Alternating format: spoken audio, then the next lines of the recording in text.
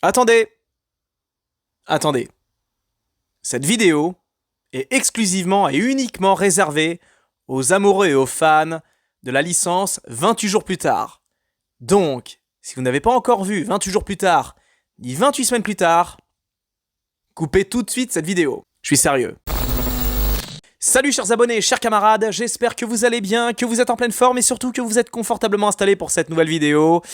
Une vidéo spéciale, théorie, concernant 28 ans plus tard, la suite tant attendue de 28 semaines plus tard. Je sais pas si vous réalisez, mais j'enregistre cette vidéo le 1er juin 2025. Le film sort le 18 juin 2025, donc le film sort dans 18 jours. C'est pas grand chose, mais pour moi, l'enregistrement de cette vidéo le 1er juin, c'est symbolique, enfin 18 jours avant la sortie du film, parce que ça fait 18 ans qu'on attend la suite de ce 28 semaines plus tard. 18 ans! Presque 20 piges de décennies! Est-ce qu'on a d'autres équivalents dans l'histoire du cinéma où on a attendu aussi longtemps pour une suite? Et quelle suite, hein? Parce que est-ce que je dois vous rappeler le cliffhanger de 28 semaines plus tard? Est-ce que je dois vraiment vous le rappeler?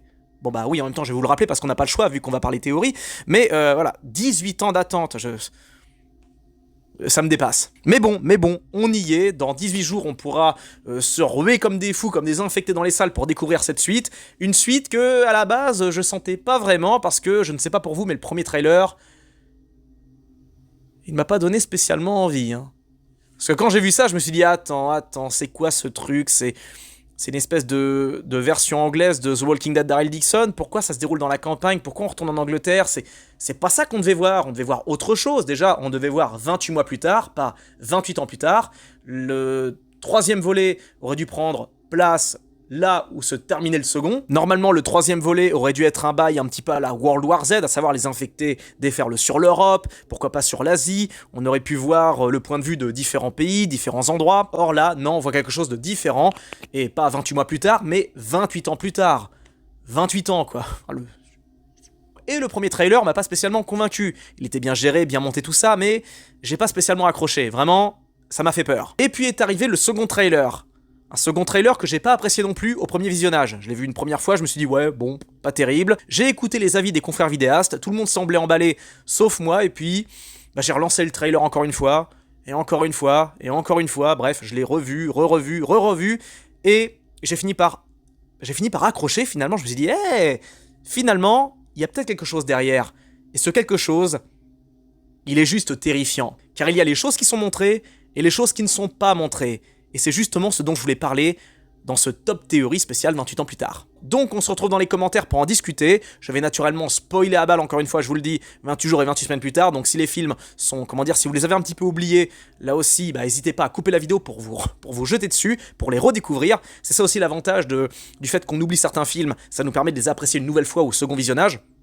Parfois on les apprécie davantage au second ou au troisième visionnage plutôt qu'au premier. Ça c'est un vrai petit plaisir sous côté. Et je tiens à vous le dire également, je spoilerai en partie ce qu'on a découvert dans le comics 28 jours plus tard.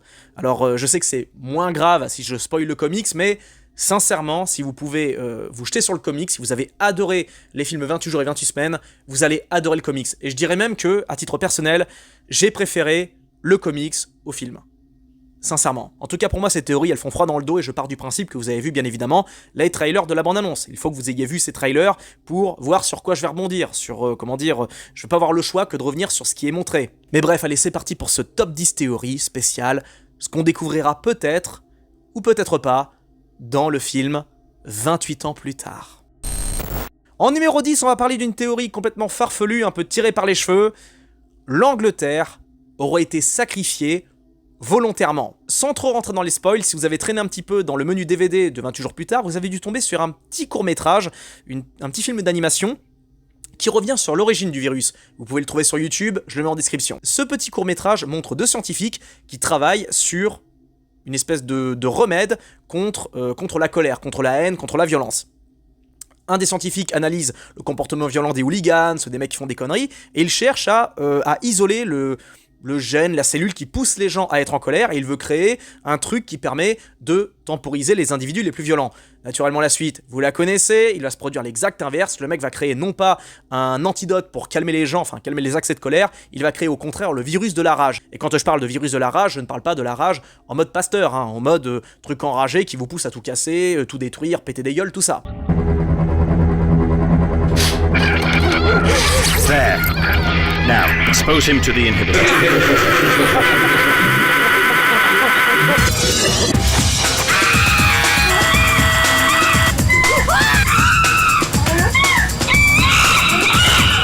This is disastrous! The inhibitor mutates itself. Congratulations, Warren. You've done the opposite of what we set out to achieve. Shut up, Clive! You've created a rage, Clive! Et dans ce petit court-métrage, on comprend bien que ces scientifiques font pas ça en dehors de leurs heures de travail, dans leur cave, tout ça. Non, non, ils font un boulot qui est supervisé, qui est contrôlé.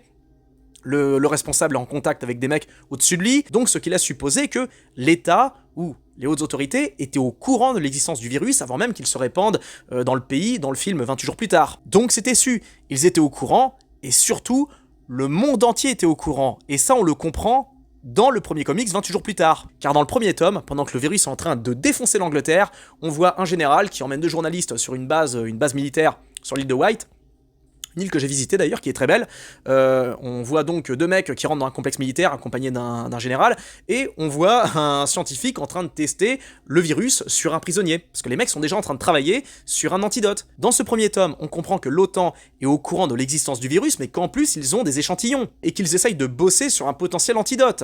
Et on peut supposer que les forces étrangères laissent l'Angleterre partir en sucette, volontairement.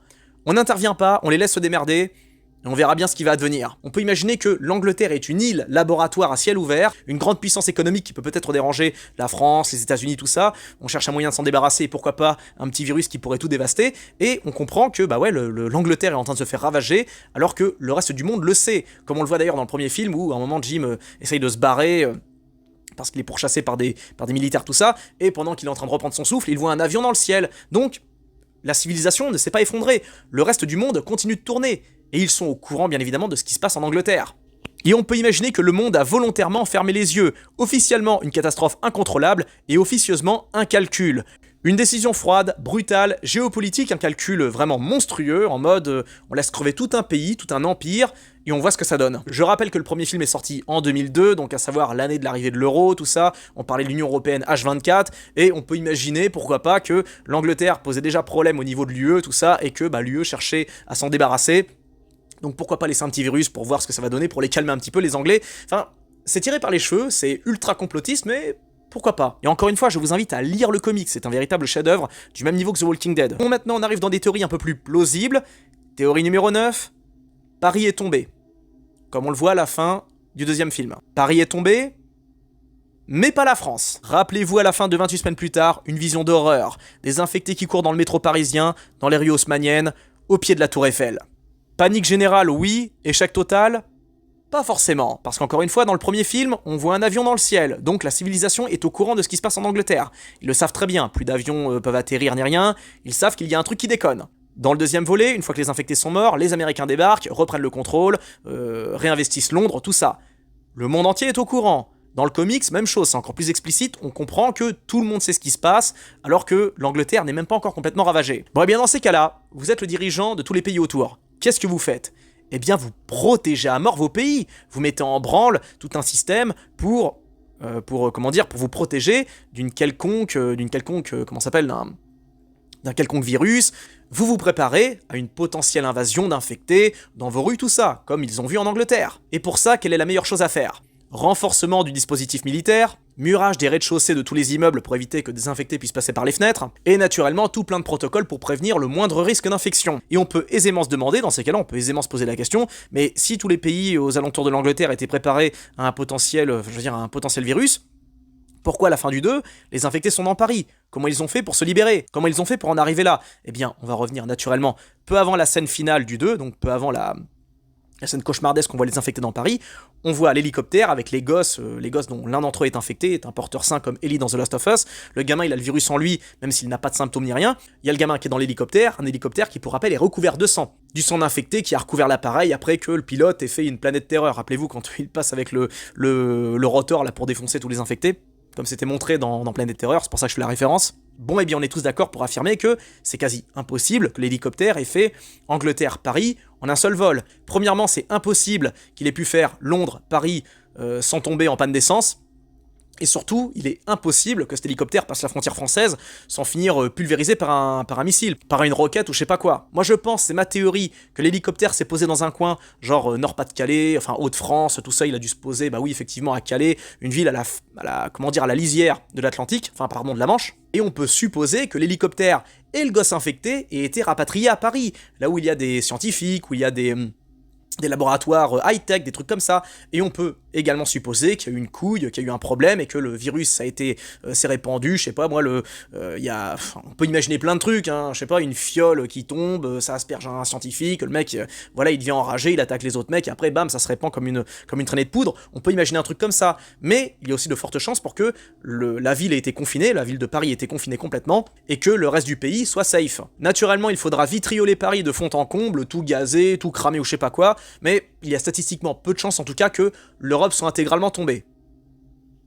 Je pense. Mais quand même, on peut imaginer, pourquoi pas, ce sera pour la théorie numéro 8, malgré les protocoles, malgré les systèmes, malgré tout ce qui a été mis en branle pour se prémunir de l'infection, eh bien on peut imaginer que, quand même, la France est tombée, et pourquoi pas même toute l'Europe. Le virus arrive à Paris, mais il est trop rapide, trop contagieux, les militaires n'arrivent pas à stopper ça, ça pénètre les campagnes, les petites villes de province, ça rentre partout, et naturellement, ça déborde sur les frontières. L'infection se propage de capitale en capitale, par route, train, port, avion, l'Europe tombe comme une traînée de poudre. Et on peut même pousser un petit peu, le virus mord également l'Europe de l'Est, le Moyen-Orient, et même l'Asie. L'OTAN est débordée, on abandonne complètement le continent, c'est un hémisphère entier abandonné aux infectés. En tout cas, pour moi, cette théorie, elle paraît peu plausible. À moins que le virus ait muté, que le virus soit devenu beaucoup plus malin, beaucoup plus sournois, en mode la rage reste dans les individus, on n'arrive pas à reconnaître si les gens sont infectés, les infectés arrivent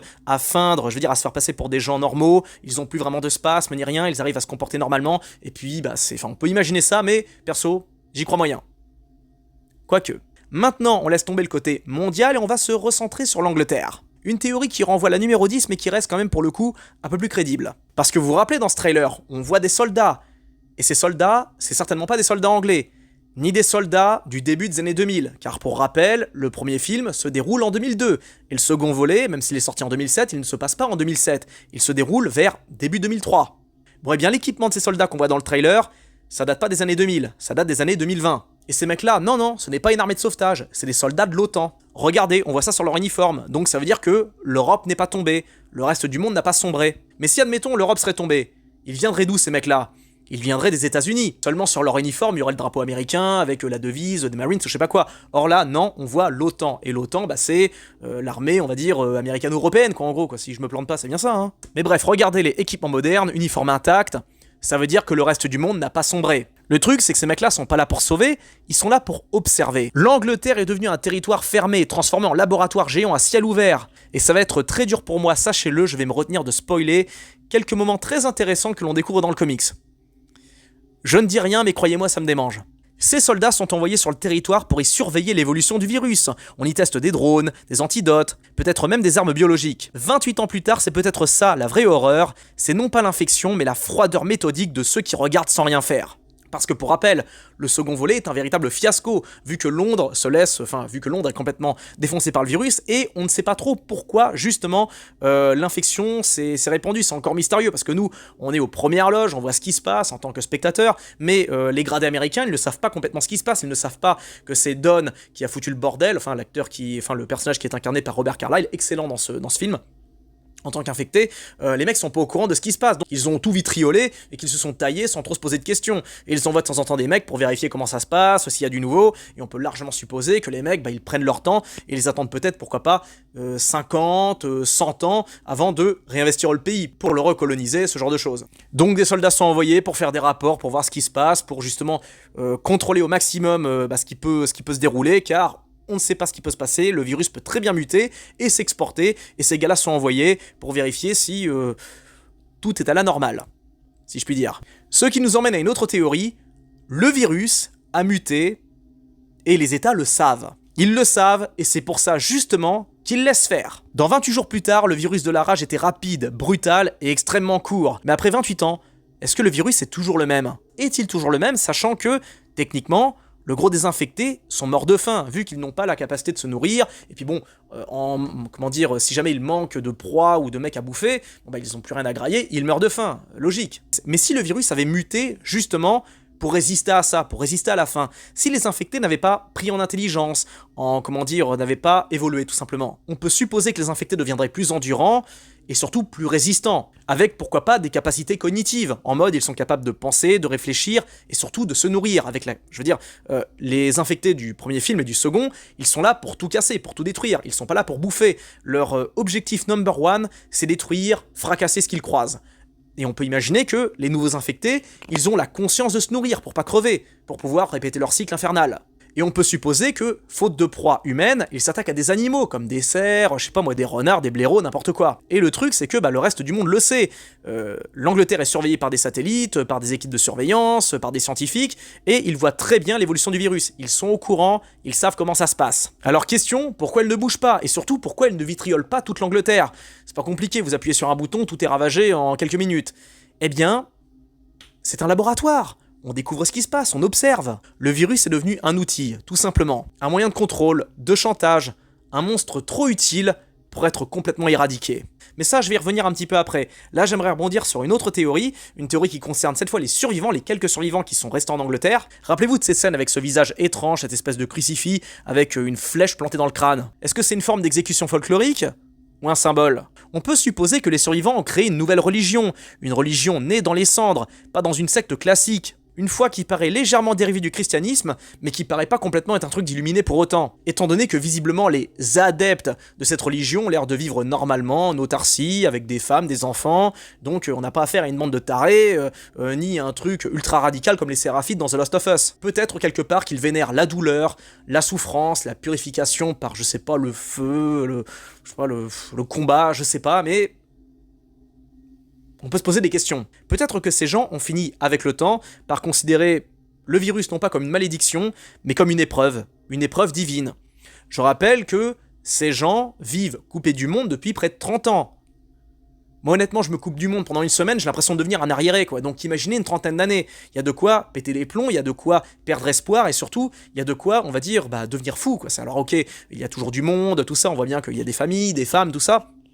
Donc il y a toujours moyen de rester, on va dire, de rester ancré dans le monde réel, dans une certaine forme de communauté, d'autant plus qu'ils ont l'air tous organisés, très organisés, avec des écoles, des tâches à accomplir au quotidien pour assurer la pérennité et la survie de la communauté, mais après un traumatisme pareil, parce que je rappelle que le pays est complètement ravagé par un virus ultra dangereux, ultra violent, ça laisse des séquelles. Et j'imagine que ces gens-là savent très bien que le reste du monde est au courant, et ils ont aucun moyen de s'échapper, parce que comme c'est bien montré dans le comics, dans le premier comics, des tas de bateaux, de bateaux de guerre, de combat, ceinturent l'Angleterre. Donc ils sont forcément au courant que les forces de l'OTAN, que le reste du monde entier surveillent l'île. Ils sont au courant, ils le savent, ils sont réduits à vivre seuls, entre eux, et il y a de quoi être pas bien, quoi. Vous vous retrouvez littéralement abandonnés de tous, et il y a de quoi se poser des questions en mode, c'est quoi notre problème, qu'est-ce qu'on a fait, pourquoi ils viennent pas nous sauver, enfin c'est inquiétant, quoi, on n'aimerait pas être à leur place, quoi. Je suis obligé maintenant de revenir à une autre théorie qui est davantage mise en avant dans le premier trailer, le retour de Jim. Le retour de Cillian Murphy. Enfin, son retour n'est pas confirmé, mais il y a de très fortes chances pour que le personnage de Jim ait une importance capitale dans l'histoire. Capitale ou pas d'ailleurs, mais en tout cas, il aura un rôle. Car Jim serait potentiellement devenu une sorte de légende, un oracle. Et je rappelle que le comic, c'est une suite du premier volet. On retrouve Selena, et on sait pas ce qui est advenu de Jim. On n'a aucune idée, donc... il se peut que Jim ait été traumatisé par les soldats dans le premier film, quand il s'est pris une balle de la part du Major West, quand il a vu les mecs se déchaîner sur les femmes, sur Selena et sur Anna. Il se peut qu'il ait développé une sorte de méfiance par rapport aux militaires et qu'il soit resté en Angleterre et qu'il ait développé un culte, rencontré les survivants, créé quelque chose, on sait pas. En tout cas, un mot apparaît dans le premier trailer plusieurs fois.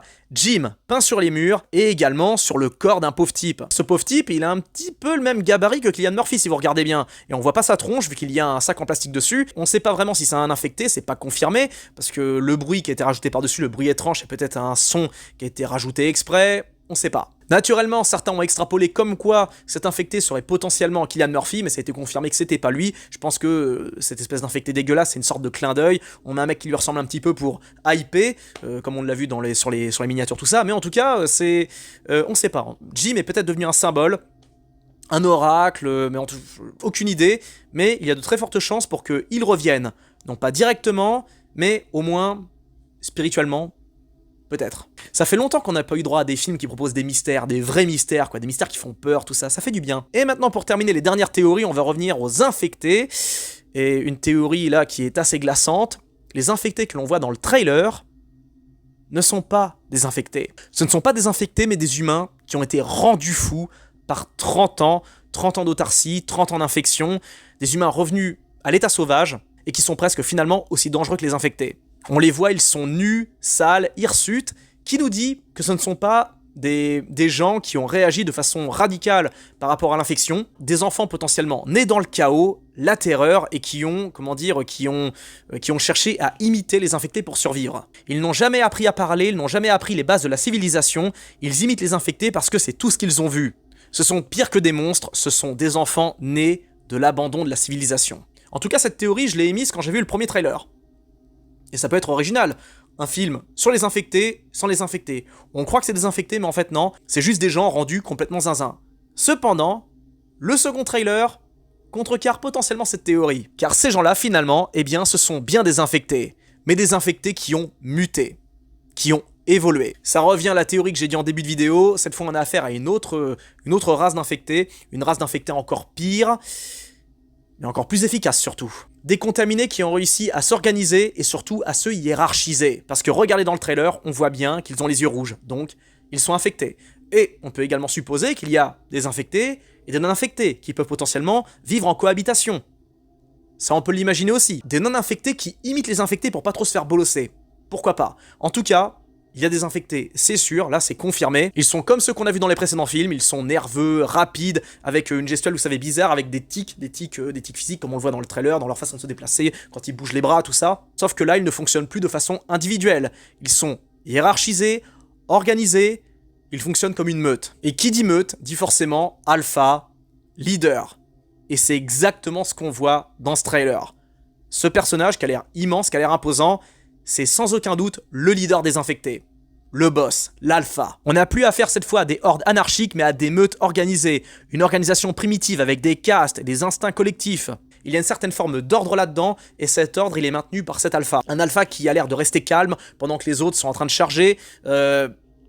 Il est sans aucun doute, Enfin, moi j'ai peur qu'il nous fasse un truc un petit peu à la Army of the Dead, hein, comme on a vu, le film de Snyder sorti en 2021, vous vous rappelez, quand on a l'alpha zombie qui dirige tous les autres, il me tapait sur le système à hurler sans arrêt. Je trouvais la mise en scène vraiment mal foutue, personne se rappelle de ce film, hein, il avait quelques qualités, mais globalement c'était un film médiocre, hein, vraiment peut-être un des pires films de Snyder. Avec Rebel Moon. En tout cas, j'ai peur qu'il nous fasse un truc dans le même style, à savoir le zombie alpha, enfin l'infecté alpha qui drive tout et qui hurle sans arrêt. J'ai un peu peur de ça, mais j'ai confiance en Boyle, j'ai confiance en Garland, je pense qu'ils vont nous faire un truc un peu plus réaliste. En tout cas, cet alpha, il a l'air très énervé, et il a l'air de pas vraiment blairer tout ce qui ressemble à des êtres humains, parce qu'on le voit bien, à un moment, il défonce des soldats, et je crois même d'ailleurs qu'il en chope un, et il lui arrache la bouche un petit peu à la manière d'un colosse dans The Last of Us. On peut-être dû vouloir faire une référence à ça, parce que dans le second trailer, rappelez-vous, quand il y a un des soldats qui se fait choper, la façon dont il se fait soulever, je pense pas qu'il se fasse mordre. Je pense que le gars, il lui ouvre la bouche, ça a l'air horrible, parce qu'on voit le soldat qui est juste en face, qui est horrifié, et franchement, ce truc, à mon avis, je pense que ce bonhomme, ce personnage va nous fournir de sacrés cauchemars. Il est super balèze, il a l'air intelligent, ordonné, structuré et surtout haineux, et il se peut qu'il mette en branle une vendetta contre les survivants qu'il croise. Et on peut d'ailleurs même supposer que comme ils fonctionnent en meute, en groupe, ils aient leur territoire, ils aient leur secteur, et peut-être que le héros qu'on voit, donc Taylor Johnson et le gamin, peut-être qu'ils franchissent leur territoire, et que les infectés veulent les défoncer justement parce que les mecs sont venus chez eux. C'est possible, on peut imaginer. Et ces infectés d'ailleurs survivent, ils meurent plus de faim. Alors ils ont plus ils ont pas l'intelligence au point de se vêtir parce qu'on les voit à poil. Et d'ailleurs ça c'est un truc qui va revenir sur la dernière théorie, je vais y revenir là-dessus parce que ça c'était dans le bonus DVD, je vais en parler. Mais en gros, ils ont juste l'intelligence suffisante pour rester coordonnés, rester en groupe et pas plus, quoi, parce que ils vivent à poil, de façon, alors, dans le trailer, je crois qu'ils portent des shorts, tout ça, enfin des caleçons, mais je pense que dans le film, on les verra tout nus, quoi. Mais c'est encore plus flippant, là, parce qu'ils ont perdu toute humanité, puis ils ont aucune notion de s'habiller, quoi que ce soit, ils sont là uniquement pour détruire, pour se nourrir, pour survivre et casser. Alors, regardez cette image, regardez-les, ils sont immondes, ils sont juste hideux, c'est terrifiant. Et le truc, c'est qu'on a à se demander, mais d'accord, ok, bon, on va attendre qu'ils meurent de leur belle mort, en quelque sorte, quoi. Bon, bah, c'est des êtres humains, c'est pas vraiment des zombies. Alors, on peut imaginer d'ailleurs que c'est potentiellement, on peut imaginer que les morts restent en vie, tout ça. Enfin, non, j'ai du mal à imaginer. Non, je reviens sur ce que je viens de dire. Je pense pas que ce soit des zombies à proprement parler. Enfin, je pense pas qu'ils aient évolué au stade de devenir des morts vivants. Je pense qu'ils restent vivants. Et on peut se dire justement, aisément, bon bah, on a juste à attendre qu'ils crèvent, vu que bah, un être humain en moyenne, l'espérance de vie c'est de 70-80 ans, là ils vivent à l'état sauvage, donc on peut imaginer qu'ils vont crever avant leurs 50 ans, vu que visiblement ils ont pas grand chose à bouffer, ils sont très fins, tout ça, ils vivent ils sont sûrement à la merci des maladies, ce genre de choses, donc on peut espérer que leur espérance de vie soit pas très élevée, seulement il y a un truc, et ça va donner lieu à la dernière théorie la plus glaçante, accrochez-vous bien, le virus qui a évolué, qui a muté, permet désormais la reproduction entre infectés. Les infectés font potentiellement des enfants. Je rappelle qu'ils sont tout le temps à poil. Et on peut imaginer, effectivement, des organisations structurées où les infectés s'accouplent, ou alors violent directement les femelles infectées. On peut imaginer ça, et c'est terrifiant d'ailleurs. Je vais revenir à ça. Dans le film 20 jours plus tard, j'avais regardé, parce que j'avais maté ce film en boucle, je voulais pas perdre une miette de chaque scène, et j'avais écouté l'intervention de Danny Boyle, et il expliquait que pendant la scène où l'infecté Myler court dans le château, il expliquait que Alex Garland voulait, je sais plus si c'est Garland ou Boyle, mais l'un d'entre eux voulait que les infectés soient à poil, et qu'ils soient en érection, parce que ça symbolisait vraiment la violence, la quête de pénétration, de détruire, il y avait une dimension comme ça, en mode ils répandent le virus, leurs semences, voilà, il y avait quelque chose de vraiment malsain, vraiment, vraiment dégueulasse là-dedans, et l'un des deux avait dit à l'autre de se calmer par rapport à ça, parce que bon bah le film est déjà assez violent, on va pas en rajouter, et je pense que ça y est, là c'est le moment, ils ont mis des désinfectés qui sont à Walp et qui potentiellement peuvent s'accoupler, violer, ce genre de trucs, et dans l'idée, c'est pas si déconnant que ça, et ça en rajoute en cauchemar, et on peut imaginer effectivement des sociétés d'infectés, où il y a des femelles infectées qui sont fécondées par des infectés, et leur fécondation est rapide, les gosses sont produits rapidement, et truc flippant, on voit un bébé infecté dans le second trailer. Alors peut-être que l'infecté sera enlevé, peut-être que ça a été apporté exprès pour un peu nous induire en erreur, parce que ce trailer est quand même assez mensonger. On a l'impression qu'ils essayent un petit peu de nous bananer en nous embarquant dans des trucs qu'on soupçonne pas. Je pense qu'il y a des scènes qu'on voit dans ce trailer qu'on ne verra pas dans le film, mais on a potentiellement la preuve que ces infectés se reproduisent, vu que ça... c'est un gosse infecté, c'est pas un enfant normal, quoi. Vous voyez bien, il y a un truc qui déconne, c'est pas un gosse qui a été élevé à l'état sauvage, c'est un enfant qui a en lui le virus, quoi. Et je rappelle que on est 28 ans après les débuts de l'infection, donc le virus a eu le temps de muter, il a eu le temps de préparer des défenses ou je sais pas quoi. Et surtout, la plupart des infectés, maintenant, sont jeunes. Il n'y a plus beaucoup de vieux qui sont infectés, donc il se peut également qu'avec les nouvelles générations qui sont infectées, que le virus soit plus intelligent, le virus permette plus d'intelligence, plus de recul, soit plus performant tout simplement. Pour anecdote, rappelez-vous dans le premier trailer, quand on voit le gosse qui est infecté que Jimmy massacre à coups de batte, le gamin semble crier « je te déteste ». Donc il a la possibilité de parler, c'est un enfant. Et on peut imaginer que quand vous êtes jeune, plus vous êtes jeune et plus le virus, en fait, plus vous êtes jeune et plus vous avez vos facultés cognitives. On peut supposer ça, donc, encore des bribes de paroles, ce genre de trucs, et le gamin il dit « je te déteste », donc vraiment, ils ont la haine en eux, quoi. Et là, on peut imaginer que ces nouveaux infectés, ils aient de nouvelles... moi, je serais pas contre l'idée de voir des infectés parler ou émettre des grognements, des trucs vraiment d'hommes des cavernes. On n'a plus affaire à une sorte de contaminé, mais une nouvelle espèce qui n'aurait jamais dû exister, qui n'aurait jamais dû voir le jour, un truc absolument terrifiant, monstrueux. Voilà mes amis, cette vidéo est terminée, elle était très longue, j'espère qu'elle vous a plu, ça fait peur, ça fait frissonner, j'attends avec impatience de voir ce que ça va donner, il va falloir se préparer psychologiquement à aller découvrir ce film. Alors j'ai pas abordé des trucs qui auraient pu marquer, comme par exemple les montagnes de squelettes, ce genre de trucs, on sait pas ce que c'est, ce que ça symbolise, qui est ce mec, moi j'aurais pu rebondir là-dessus, mais dans ces cas-là on aurait fait un top 20, top 30 théories, j'espère que ça déjà ça vous plaît, donnez votre avis dans les commentaires, c'est hyper important, je vous dis à très bientôt pour une prochaine vidéo, plein de bisous à tous, ciao.